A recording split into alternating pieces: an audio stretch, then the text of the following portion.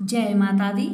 नमस्कार दोस्तों, स्वागत है आप सभी का हमारे YouTube चैनल लक्ष्मी शर्मा की कहानियां पर। ओम नमः भगवते वासुदेवाय। प्यारे भक्तजनों, आज आप सभी श्रवण करेंगे कार्तिक पूर्णिमा व्रत की संपूर्ण कथा एक साथ। कार्तिक मास की पूर्णिमा त्रिपुरारी पूर्णिमा भी कहलाती है। इस दिन यदि कृतिका नक्षत्र हो तो महाकार्तिका की होती है। भरणी नक्षत्र होने से विशेष फल देती है और रोहिणी नक्षत्र होने पर इसका महत्व बहुत अधिक बढ़ जाता है। इस दिन सायंकाल में भगवान का मत्स्य अवतार हुआ था। इस दिन दिए हुए दान आदि का 10 यज्ञों के समान फल प्राप्त होता है। ब्रह्मा, विष्णु, शिव, अंगिरा और आदित्य ने इसे महापुनीत पर्व कहा है। इस दिन किए हुए गंगा स्नान, दीपदान, होम यज्ञ, उपासना आदि का विशेष महत्व है और इस सभी सत्कर्मों का अनंत फल होता है। इस दिन कृतिका पर चंद्रमा और बृहस्पति हो तो यह महापूर्णिमा कहलाती है। कृतिका पर चंद्रमा और विशाखा पर सूर्य हो तो पद्मपक योग भी होता है, जो पुष्कर में भी दुर्लभ है। इस दिन संध्या काल में त्रिपुर उत्सव करके दीपदान करने से पुनर्जन्म आदि नहीं होता। इस तिथि में कृतिका में विश्व स्वामी का दर्शन करने से ब्राह्मण 7 जन्म तक वेद पाठी और धनवान होता है। इस दिन चंद्रोदय के समय शिवा, संभूति, संतति, प्रीति, अनुसुईया और क्षमा, इन 6 कृतिकाओं का पूजन करना चाहिए। कृतिका पूर्णिमा की रात्रि में व्रत करके वृष दान करने से शिव पद प्राप्त होता है। गाय, हाथी, घोड़ा, रथ, घी आदि का दान करने से संपत्ति बढ़ती है। इस दिन उपवास करके भगवान का स्मरण चिंतन करने से अग्निष्टोम यज्ञ के समान फल प्राप्त होता है और सूर्यलोक की प्राप्ति होती है। मेष अर्थात भेड़ दान करने से ग्रह योग के कष्ट नष्ट हो जाते हैं। कार्तिकी को अपनी अथवा पराई अलंकृता कन्या का दान करने से संतान व्रत पूर्ण होता है।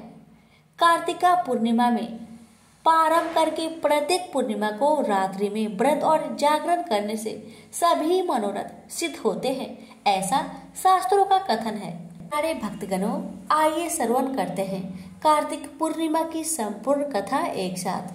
पहले हम शुरुआत करेंगे गणेश जी की कथा से, तो प्रेम से बोलिए गणेश भगवान की जय। कि एक बार पथवारी माता, पाल माता और विनायक जी में झगड़ा हो गया।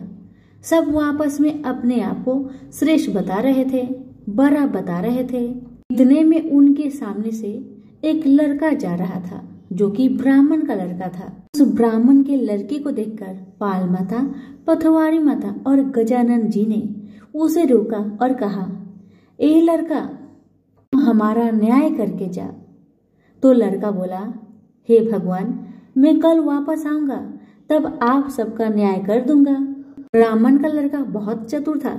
उसे पता था अगर भगवान के बारे में कुछ गलत कह दिया तो मुझे बहुत दुख उठाना पड़ सकता है। इसी कारण से ब्राह्मण का लड़का चुपचाप वहां से चला गया और अपने माँ से सारा कहानी बताया कि माँ, मैं जब रास्ते से जा रहा था वहां पर पाल माता, पथवारी माता और विनायक जी अपने आप में लड़ रहे थे। पाल माता कह रही थी मैं बड़ी हूँ, विनायक जी कह रहे थे मैं बड़ा हूँ, पथवारी माता कह रही थी मैं बड़ा हूँ। इसी बात को लेकर दोनों माता और विनायक जी मुझे बुलाए और कहने लगे, हमारा न्याय करता जा।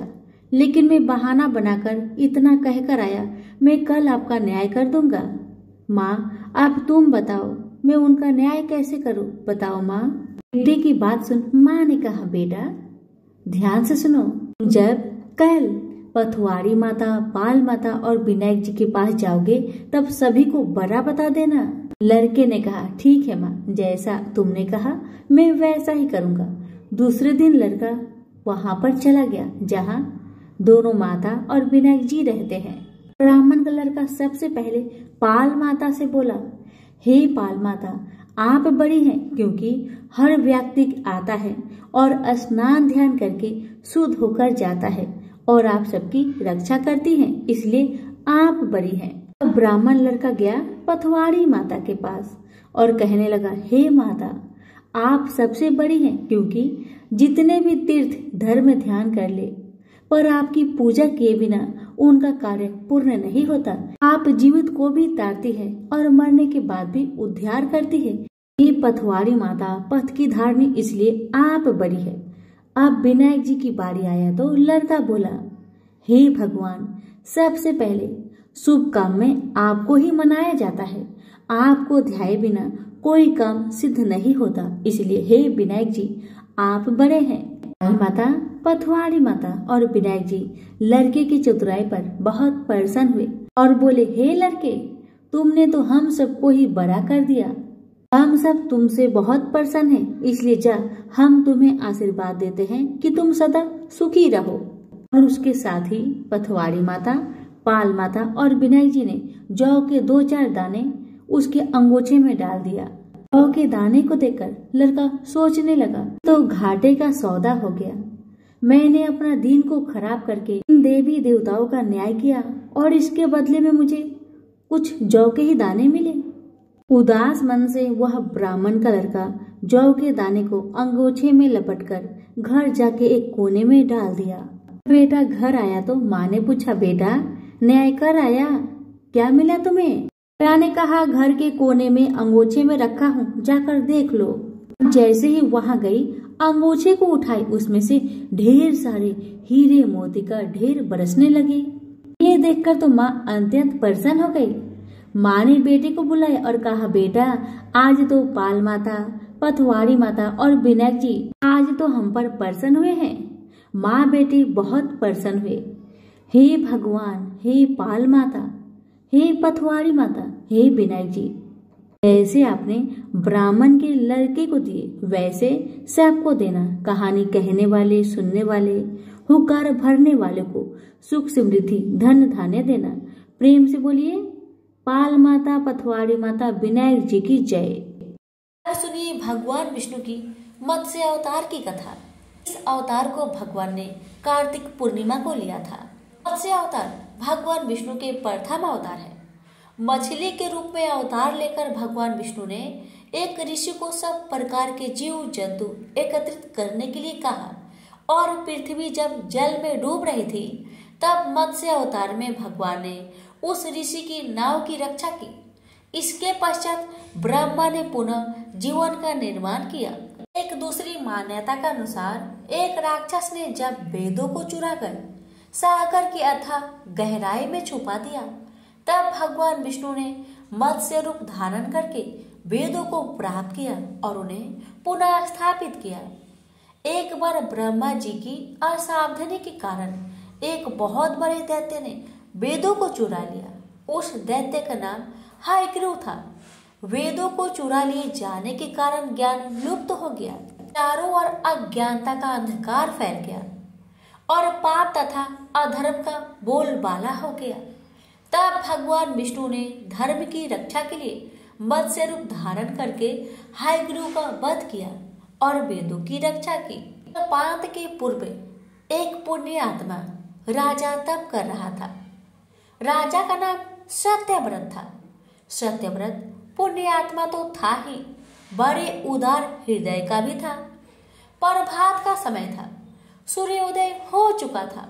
सत्यव्रत कृतमाला नदी में स्नान कर रहा था। उसने स्नान करने के पश्चात जब तर्पण के लिए अंजलि में जल लिया तो अंजलि में जल के साथ ही एक छोटी सी मछली भी आ गई। सत्यव्रत ने मछली को नदी के जल में छोड़ दिया। मछली बोली, हे राजन, जल के बड़े बड़े जीव छोटे छोटे जीवों को मारकर खा जाते हैं। अवश्य कोई बड़ा जीव मुझे भी मारकर खा जाएगा। कृपा करके आप मेरे प्राणों की रक्षा कीजिए। सत्यव्रत के हृदय में दया उत्पन्न हो उठी। उसने मछली को जल से भरे हुए अपने कमंडल में डाल लिया। तभी एक आश्चर्यजनक घटना घटी। एक रात में मछली का शरीर इतना बढ़ गया कि कमंडल उसके रहने के लिए बहुत छोटा पड़ने लगा। दूसरे दिन मछली सत्यव्रत से बोली, हे राजन, मेरे रहने के लिए कोई दूसरा स्थान ढूंढिए। क्योंकि मेरा शरीर बढ़ गया है। मुझे घूमने फिरने में बड़ा कष्ट हो रहा है। सत्यव्रत ने मछली को कमंडल से निकालकर पानी से भरे हुए मटके में रख दिया।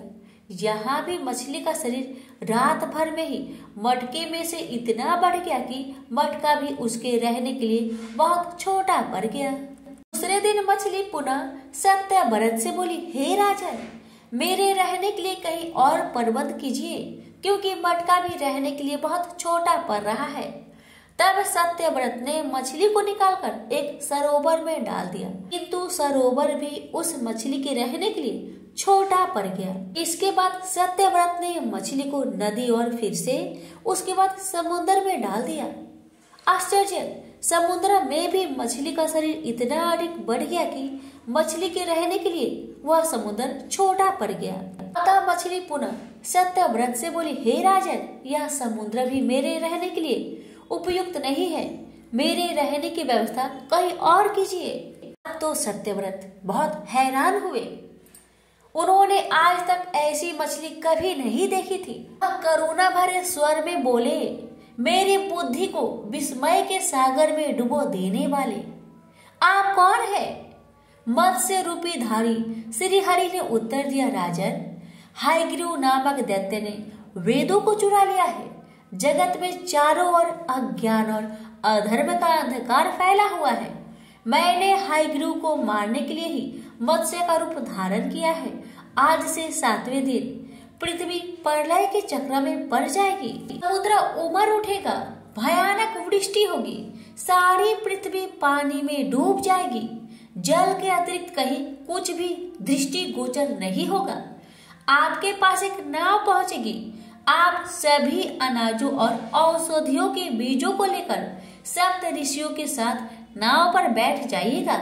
मैं उसी समय आपको पुनः दिखाई पड़ूंगा और आपको आत्म तत्वों का ज्ञान प्रदान करूंगा। सत्यव्रत उसी दिन से श्री हरि का स्मरण करते हुए प्रलय की प्रतीक्षा करने लगे। 7वें दिन का प्रलय दृश्य उपस्थित हो उठा।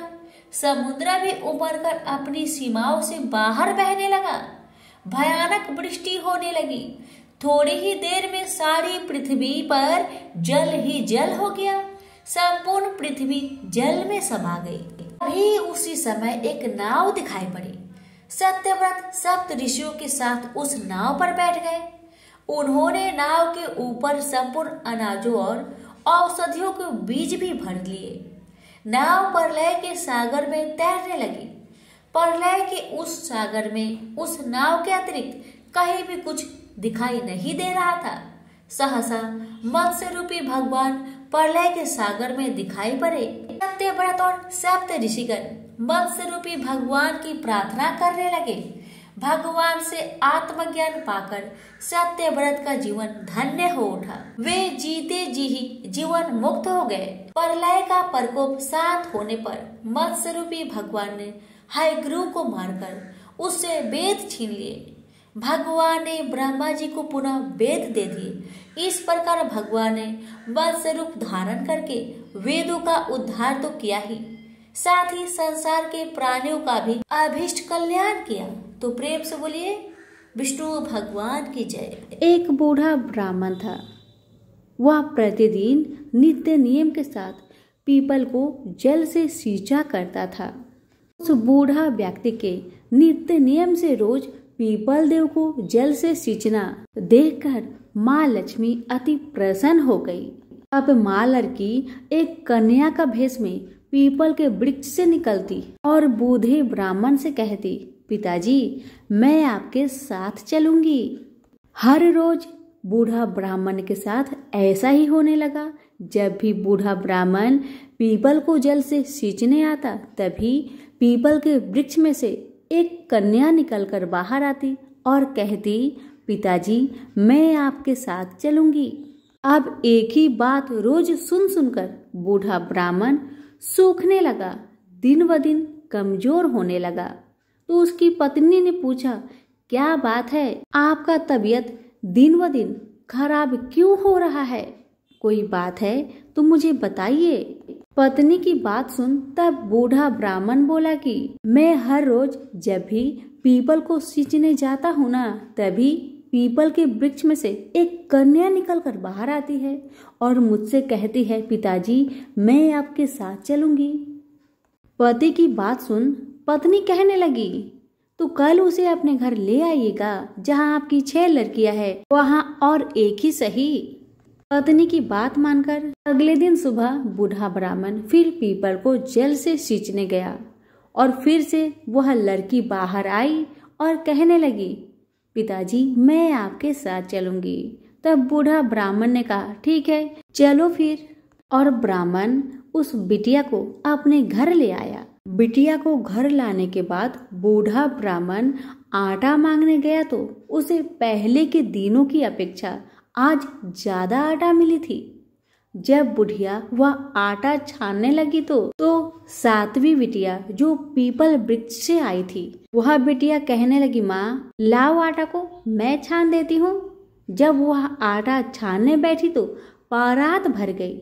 उसके बाद माँ खाना बनाने जाने लगी तो बिटिया बोली, माँ आज रसोई तो मैं ही बनाऊंगी। बिटिया की बात सुन माँ कहने लगी, ना बेटी ना, तुम्हारी हाथ जल जाएगी। लेकिन लड़की नहीं मानी।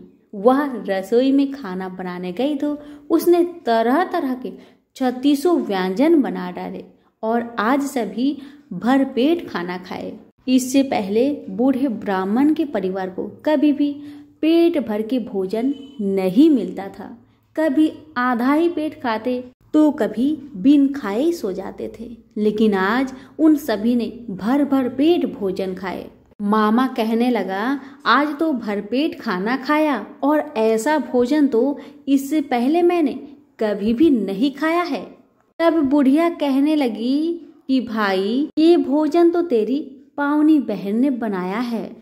जैसे ही शाम हुई तो पावनी बेटी कहने लगी, माँ चौका लगा के चौका का दिया जला देना, कोठे में सो जाऊंगी मैं। बुढ़िया बोली, ना बेटी ना, तू डर जाएगी। लेकिन वह बिटिया न मानी। वह कहने लगी, माँ मैं नहीं डरूंगी। वह बिटिया अंदर कोठे में ही जाकर सो गई। आधी रात को लड़की उठी और चारों ओर आंख मारी तो चारों ओर धन ही धन हो गया। और बाहर जाने लगी तो एक बूढ़ा ब्राह्मण सो रहा था। उसने देखा तो कहा, बेटी तू कहाँ चली जा रही है? तब बिटिया बोली, मैं दरिद्रता दूर करने आई थी, अगर तुम्हें दूर करवानी है तो करवा लो। तब बूढ़ा ब्राह्मण ने कहा, हाँ बिटिया जैसी तुम्हारी इच्छा। तो बिटिया रानी ने बूढ़े के घर में भी आंख से देखा तो चारों तरफ धन ही धन हो गया।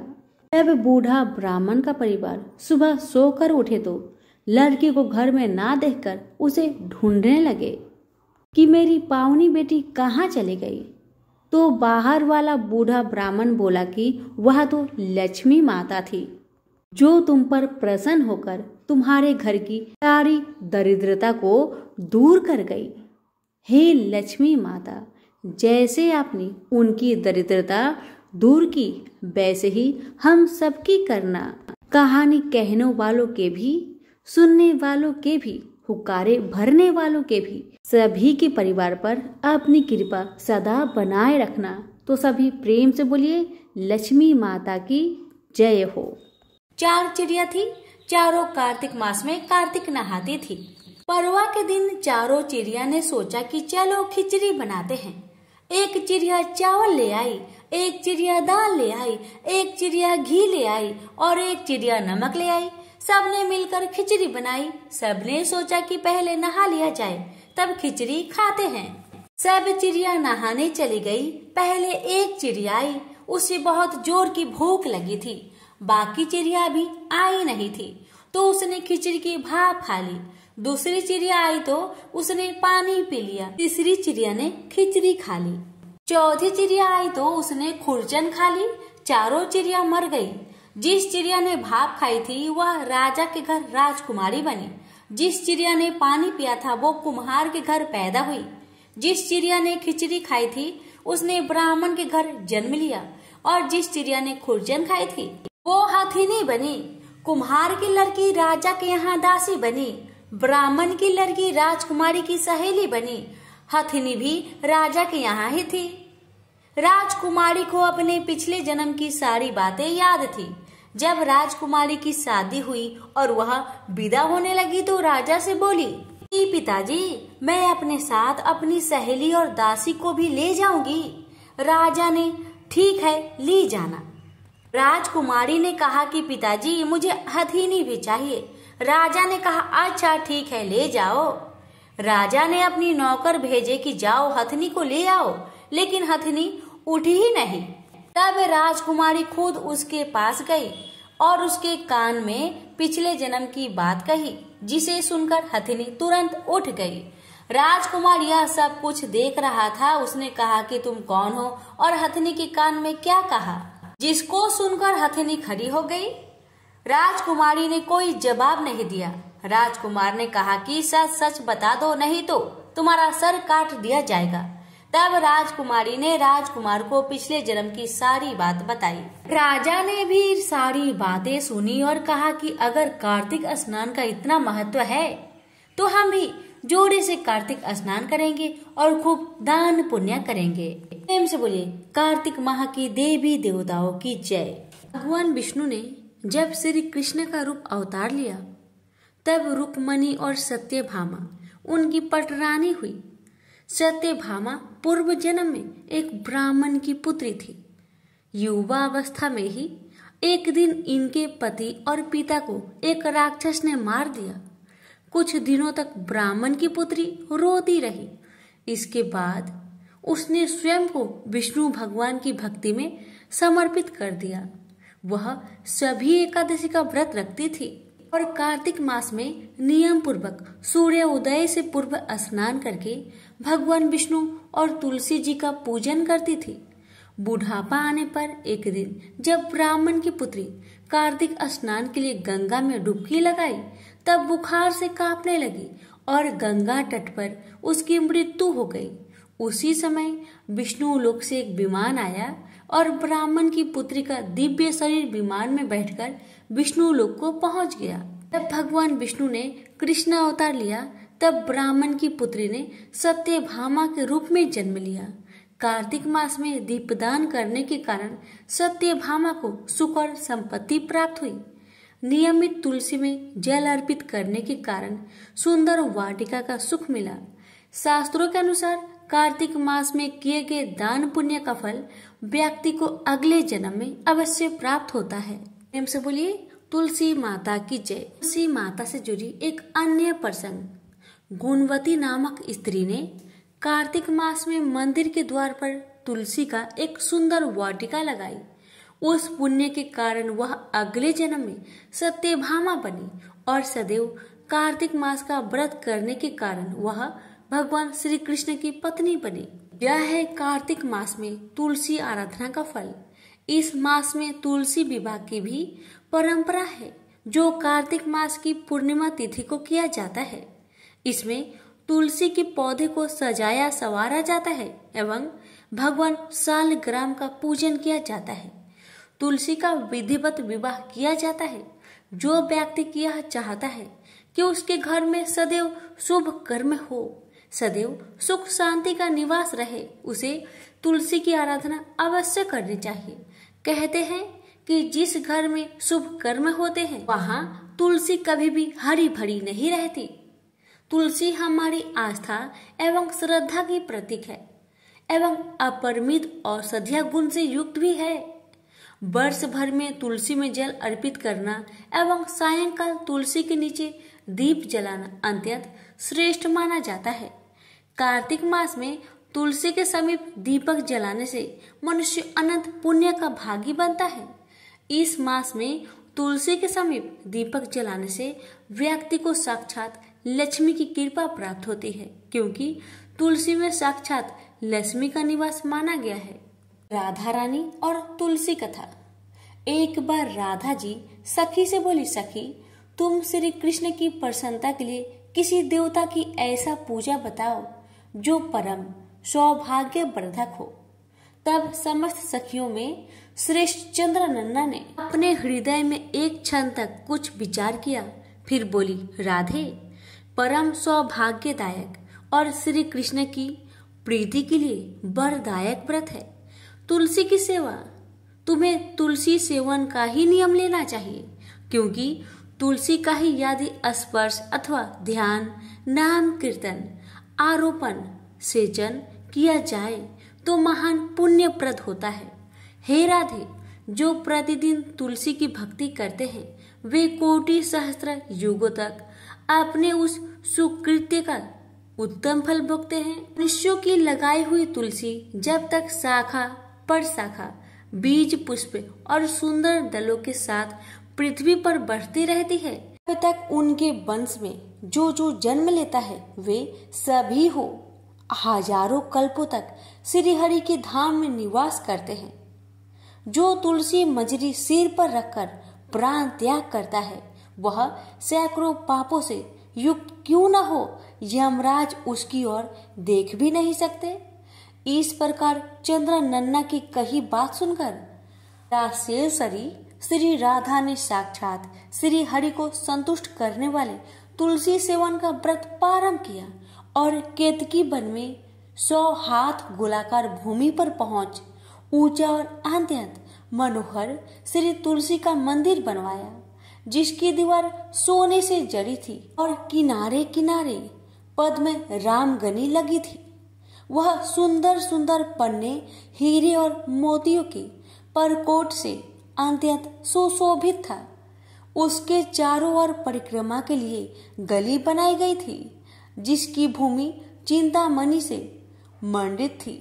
ऐसे तुलसी मंदिर के मध्य भाग में हरे पल्लवों से सुशोभित तुलसी की स्थापना करके श्री राधा ने अभिजीत मुहूर्त में उनकी सेवा प्रारंभ की।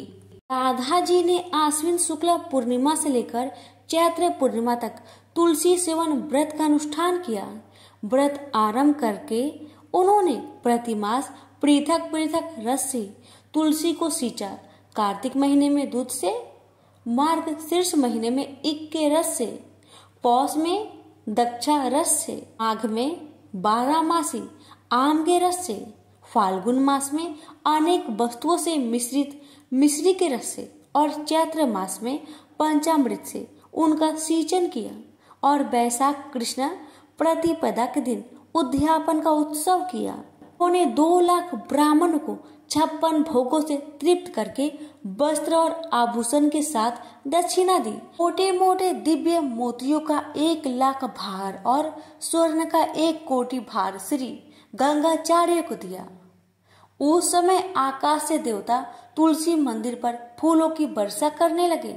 उसी समय स्वर्ण सिंहासन पर विराजमान हरिप्रिया तुलसी देवी प्रकट हुई। उनके 4 भुजाएं थी, कमल दल के समान विशाल नेत्र थे, 16 वर्ष की सी अवस्था और श्याम कांति थी। मस्तक पर हेममय किरीट प्रकाशित था और कानों में कंचनमय कुंडल झलमला रहे थे। गरुड़ से उतरकर तुलसी देवी ने रंग वल्ली जैसी श्री राधा को अपनी भुजाओं से अंक में भर लिया और उनके मुख चंद्र का चुंबन किया। तुलसी बोली, कलावती राधे, मैं तुम्हारी भक्ति से प्रसन्न हूँ। यहाँ इंद्रिय, मन, बुद्धि और चित्त द्वारा जो मनोरथ तुमने किया है वह सब तुम्हारे सम्मुख सफल हो। इस प्रकार हरिप्रिया तुलसी को प्रणाम करके वृषभानु नंदिनी राधा ने उनसे कहा, देवी, गोविंद के युगल चरणों में मेरी आहुति की भक्ति बनी रहे। तब तथास्तु कहकर हरिप्रिया अंतर्ध्यान हो गई। इस प्रकार पृथ्वी पर जो मनुष्य श्री राधिका के इस विचित्र आख्यान को सुनता है वह भगवान को पाकर कृत्य हो जाता है। प्रेम से बोलिए तुलसी माता की जय। एक ब्राह्मण थी जो कि मरकर धर्मराज जी भगवान के घर गई। वहां जाकर उसने कहा, मुझे धर्मराज जी के मंदिर की रास्ता बता दो, मुझे जाना है। स्वर्ग से एक दूत आए और बोले, ब्राह्मणी, आपको क्या चाहिए? तब ब्राह्मणी बोली, मुझे धर्मराज भगवान के मंदिर की रास्ता बता दो। इतना कहकर आगे आगे दूत और पीछे पीछे ब्राह्मणी मंदिर तक गई। ब्राह्मणी बहुत धार्मिक महिला थी। उसने बहुत दान पुण्य कर रखे थे। उसे विश्वास था कि उसके लिए धर्मराज जी की मंदिर का रास्ता अवश्य खुल जाएगा। ब्राह्मणी ने वहां जाकर देखा, वहां बड़ा सा मंदिर था। सोने का सिंहासन था, हीरे मोती से जटित छतरी थी। धर्मराज जी न्याय सभा में बैठे साक्षात इंद्र के समान शोभा पा रहे थे और न्याय नीति से अपना राज्य संभाल रहे थे। यमराज जी सबको कर्म अनुसार दंड दे रहे थे। ब्राह्मणी ने जाकर उन्हें प्रणाम किया और बोली, भगवान, मुझे बैकुंठ जाना है। धर्मराज जी ने चित्रगुप्त से कहा कि इस ब्राह्मणी का लेखा जोखा मुझे सुनाओ। तब चित्रगुप्त ने लेखा जोखा सुनाया। सुनकर धर्मराज जी ने कहा, तुमने सब धर्म किए हैं पर धर्मराज जी की कहानी नहीं सुनी। बैकुंठ में तुम कैसे जाएगी? ब्राह्मणी बोली, हे भगवान, धर्मराज जी की कहानी का क्या नियम है? कृपा करके आप मुझे बताए। तब धर्मराज जी बोले, कोई 1 साल, कोई 6 महीने, कोई 7 दिन ही सुने, पर धर्मराज जी की कहानी अवश्य सुने, फिर उसका उद्यापन कर दे। उद्यापन में काठी, छतरी, चप्पल, बाल्टी, रस्सी, टोकरी, टॉर्च, साड़ी, ब्लाउज का बेस, लोटे में शक्कर भरकर, 5 बर्तन, 6 मोती, 6 मूंगा, यमराज जी की लोहे की मूर्ति, धर्मराज जी की सोने की मूर्ति, चांदी का चांद, सोने का सूरज, चांदी का साठिया ब्राह्मण को दान करे। प्रतिदिन चावल का साठिया बनाकर कहानी सुने। यह बात सुनकर ब्राह्मणी बोली, भगवान, मुझे 7 दिन वापस पृथ्वी लोक में जाने की आज्ञा दे। मैं कहानी सुनकर वापस आ जाऊंगी। धर्मराज जी ने उसका लेखा जोखा देकर 7 दिन के लिए पृथ्वी पर भेज दिया। ब्राह्मणी जीवित हो गई। ब्राह्मणी ने अपने परिवार वालों से कहा कि मैं 7 दिन के लिए धर्मराज जी की कहानी सुनने के लिए धरती पर वापस आई हूँ। इस कथा को सुनने से बड़ा पुण्य मिलता है। उसने चावल का साठिया बनाकर परिवार के साथ 7 दिन तक धर्मराज जी की कथा सुनी। 7 दिन पूरे होने पर वापस धर्मराज जी का बुलावा आया और ब्राह्मणी को बैकुंठ में श्री हरि की चरणों में स्थान मिला। प्रेम से बोलिए धर्मराज भगवान की जय। पौराणिक कथा के अनुसार तारकासुर नाम का एक दैत्य था, जिसके 3 पुत्र थे, तारकाक्ष, कमलाक्ष और विधुनमाली।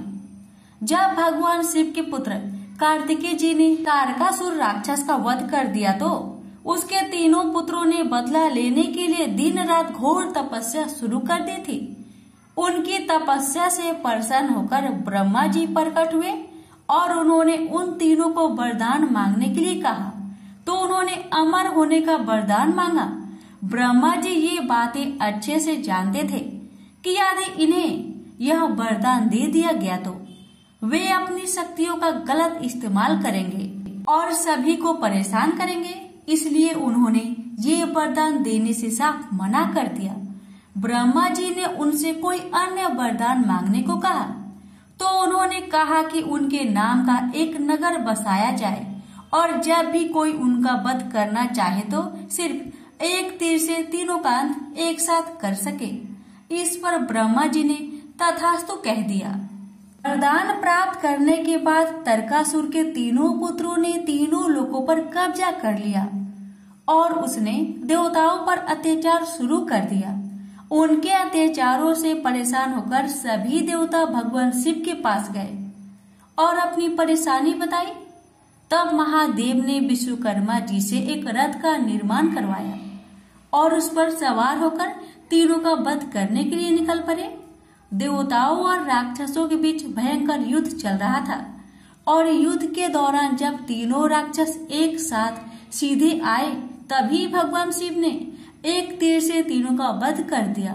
धार्मिक मान्यताओं के अनुसार तभी से भगवान शिव को त्रिपुरारी कहा जाने लगा। कहते हैं उन तीनों के अत्याचारों से मुक्त होने की खुशी में ही देवताओं ने देव दीपावली महापर्व मनाना शुरू कर दिया। प्रेम से बोलिए भोलेनाथ की जय।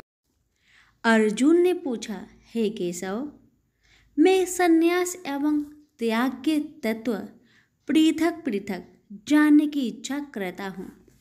श्री कृष्ण बोले, हे पार्थ, कामना वाले कर्मों के त्याग को ज्ञानी लोग संन्यास मानते हैं और अज्ञानी पुरुष फल के त्याग को त्याग कहते हैं। कोई पंडित कर्म को दोष युक्त जानकर त्यागना ठीक कहते हैं। कोई यज्ञ, दान, तप आदि कर्मों को छोड़ने योग्य बताते हैं। हे भारत, त्याग के विषय में मेरा ऐसा मत है कि त्याग 3 प्रकार के हैं। यज्ञ, दान, तप आदि कर्मों को नहीं त्यागना चाहिए। ये सब कर्म आसक्त और फल को त्याग कर करने चाहिए। मेरे निश्चय मत यही है जो सर्वोत्तम है। अपनी नियमित कर्मों का त्यागना उचित नहीं है। यह मोहवश ऐसा किया जाए तो वह तामस त्याग है, कर्म दुखप्रद है। यह विचार कर एवं शरीर के कलेश के भय से जो त्याग करता है उसे त्याग का फल नहीं मिलता। यह राजस त्याग कहलाता है। हे अर्जुन, अपना नियमित कर्म अवश्य करने योग्य है। फल तथा आसक्त को त्याग कर जो कर्म किया जाता है वह सात्विक कर्म है। जो दुखदायक कर्म से देश नहीं करता तथा सुखदायक कर्म से प्रीति नहीं करता वह त्यागी, सत्यशील, बुद्धिमान तथा मुक्ति की योग्य है। देहधारी संपूर्ण कर्मों का त्याग नहीं कर सकता।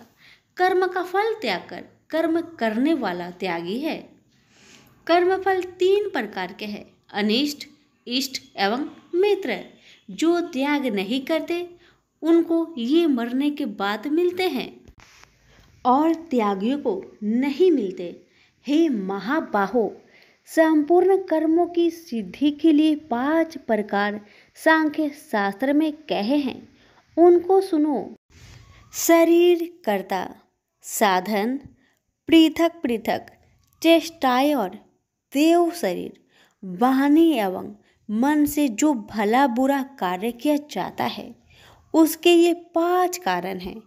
वह दुर्मति कुछ नहीं जानता जिसको यह अहंकार नहीं है कि मैं करता हूँ, और जिसकी बुद्धि कर्मों में लिप्त नहीं है। वह मनुष्य प्राणियों को मारकर भी उनको नहीं मारता और उनमें नहीं बंधता। ज्ञान, गृह और ज्ञाता ये 3 ही कर्मों के प्रेरक है। कारण, कर्म और कर्ता ये 3 कर्म के साधन हैं। सांख्य शास्त्र में ज्ञान, कर्म और कर्ता ये सत्वादिक गुण के भेद 3 प्रकार के हैं। इनको भी सुनो।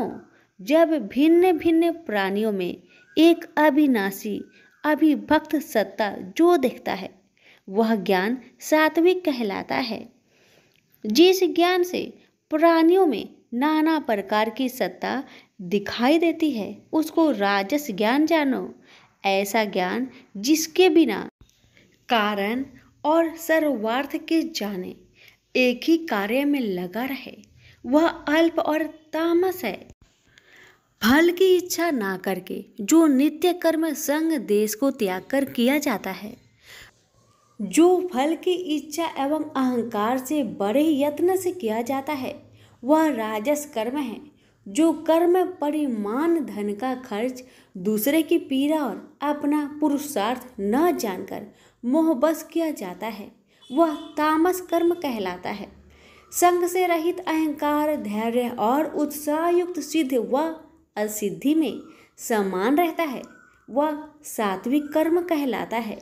गुण की तरह बुद्धि और धर्म के इनके भी 3 भेद है, सुनो। जो बुद्धि पर वृत्ति, निवृत्ति, कर्तव्य, अकर्तव्य, भय, अभय और बंधन मोक्ष को जानता है वह सात्विकी है। हे पार्थ, जिससे धर्म अधर्म और कर्तव्य अकर्तव्य का ठीक निश्चय नहीं होता वह राजसी है। जिस अज्ञान से ढकी बुद्धि करके मनुष्य अधर्म को धर्म मानता है वह तामसी है। जो कथा प्रसंग से फल की इच्छा करता है, जो धर्म अर्थ काम को धारण करता है वह राजसी वृत्ति है। जो मूर्ख निंद्रा भय शोक विषाद एवं मद को नहीं त्यागता वह तामसी वृत्ति है। अब तीनों प्रकार के सुखों को सुनो। जिसका योगाभ्यास में चित रहता है उसके दुख का अंत हो जाता है। सुख सात्विक है, आरंभ में विष के समान और अंत में अमृत के तुल्य होता है। सुख आरंभ में अमृत तुल्य, अंत में विष के तुल्य विषयों और इंद्रियों के संयोग से होता है। उसे राजसी सुख कहते हैं। जो सुख आदि और अंत दोनों में मनुष्य को मोह में फंसाता है और जो आलस्य तथा प्रमोद से उत्पन्न होता है वह तामस सुख है।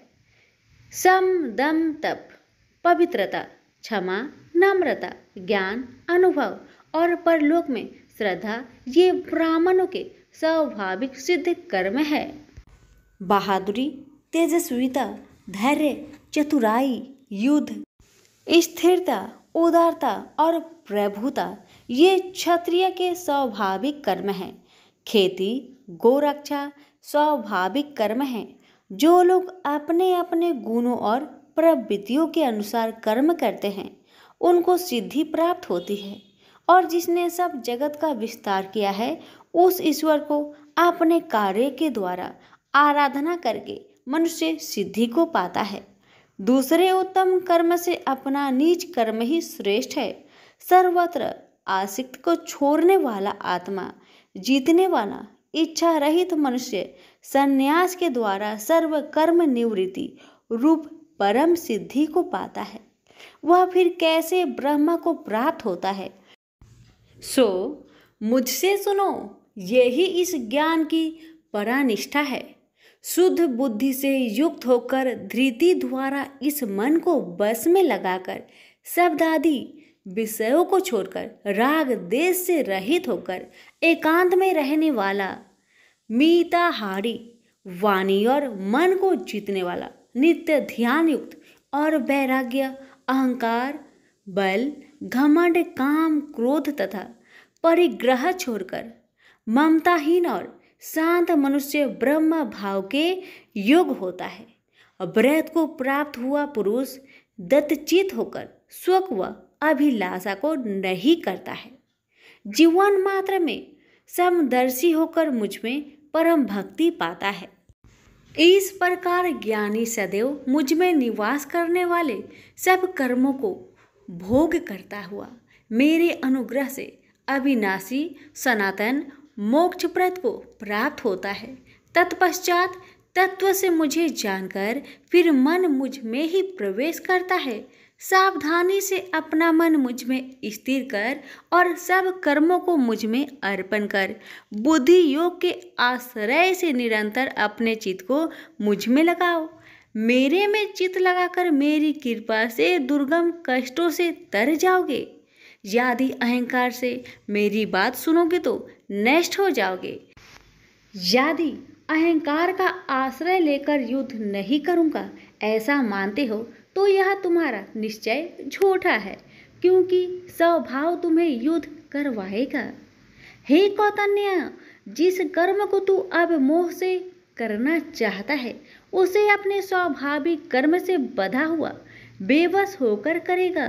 हे अर्जुन, जीवों के हृदय में स्थिर ईश्वर उनको माया से भ्रमा रहा है, मानो सब यंत्र पर चढ़े हैं।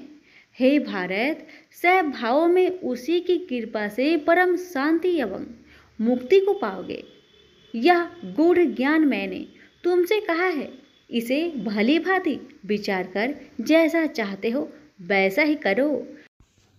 अब तू सबसे गूढ़ वचन भी सुन, क्योंकि तू मेरा परम मित्र है, इसलिए मैं तेरे हित ही कहूँगा। मेरे में मन लगाओ, मेरे ही भक्त हो, मेरे ही यज्ञ करो और मेरा ही नाम जपो। सब धर्मों को छोड़कर मेरी शरण में आओ, मैं तुम्हें सब पापों से छुड़ा दूंगा। यह मेरा रहस्य ऐसे पुरुष जो तप न करता हो, मेरा भक्त ना हो, कभी भी नहीं कहना चाहिए। जो इस परम गुप्त ज्ञान को मेरे भक्तों में प्रकट करेगा वही मेरी परम भक्ति को पाकर अंत में निश्चय ही मुझ में लीन हो जाएगा। इस धर्म संवाद को जो कोई पढ़ेगा उसे मैं समझूंगा कि उसने ज्ञान यज्ञ से मेरी पूजा की है। जो श्रद्धावान पुरुष दोष ढूंढे बिना इसको सुनेगा वह भी मुक्त होकर पुण्य आत्माओं को मिलने वाले शुभ लोक को प्राप्त होगा। हे पार्थ, तुमने एकाचित्त से मेरे कहे हुए उपदेश को सुना या नहीं? हे धनंजय, तुम्हारा अज्ञान से उत्पन्न हुआ मोह नष्ट हुआ या नहीं? अर्जुन ने कहा, हे भगवान, आपकी कृपा से मेरा मोह नष्ट हो गया और स्मृति जागृत हुई है। अब मैं निसंदेह आपकी आज्ञा पर स्थिर हूँ और जैसा आपने कहा है मैं वैसा ही करूँगा। संजय बोले, हे धृतराष्ट्र, मैंने महात्मा वासुदेव और अर्जुन का यह प्रेरणा देने वाला अद्भुत संवाद सुनाया व्यास जी की कृपा से। साक्षात योगेश्वर श्री कृष्ण जी के मुख से इस परम गुहा संवाद को मैंने सुना। हे राजन, श्री कृष्ण और अर्जुन के इस अद्भुत पुण्य कारक संवाद को स्मरण करके मन बार बार प्रसन्न होता है। श्री कृष्ण भगवान के उस अद्भुत रूप को स्मरण करके मुझे बड़ा ही विस्मय होता है।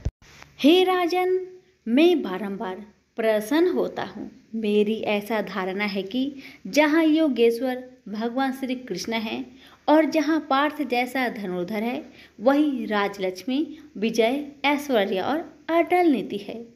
सभी प्रेम से बोलिए श्री कृष्ण भगवान की जय हो। सभी व्रत में सुनी जाने वाली लपसी तपसी की कथा। एक लपसी था, एक तपसी था। तपसी हमेशा भगवान की तपस्या में लीन रहता था। लपसी रोजाना 1.25 सेर की लापसी बनाकर भगवान का भोग लगाकर जीव लेता था। एक दिन दोनों लड़ने लगे। तपसी बोला, मैं रोज भगवान की तपस्या करता हूँ इसलिए मैं बड़ा हूँ।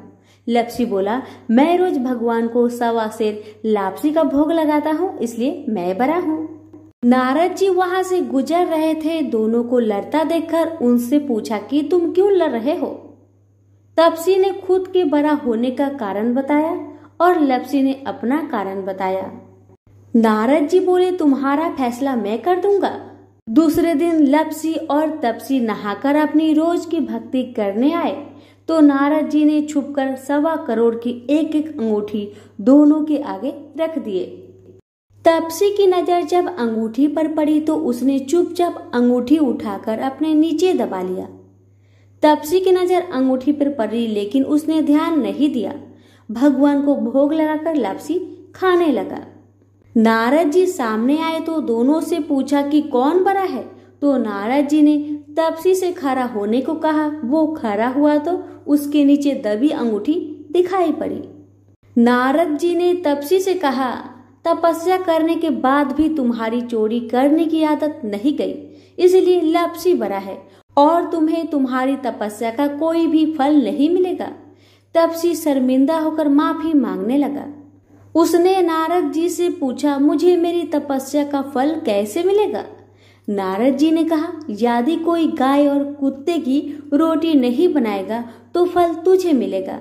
यदि कोई ब्राह्मण को भोजन करवाकर दक्षिणा नहीं देगा तो वह फल तुझे मिलेगा। यदि कोई साड़ी के साथ ब्लाउज नहीं देगा तो फल तुझे मिलेगा। यदि कोई दिए से दिया जलाएगा तो फल तुझे मिलेगा। यदि कोई सारी कहानी सुने लेकिन तुम्हारी कहानी नहीं सुने तो फल तुझे मिलेगा। उसी दिन से हर व्रत कथा कहानी के साथ लपसी तपसी की कहानी भी सुनी और कही जाती है। प्रेम से बोलिए लक्ष्मी नारायण की जय।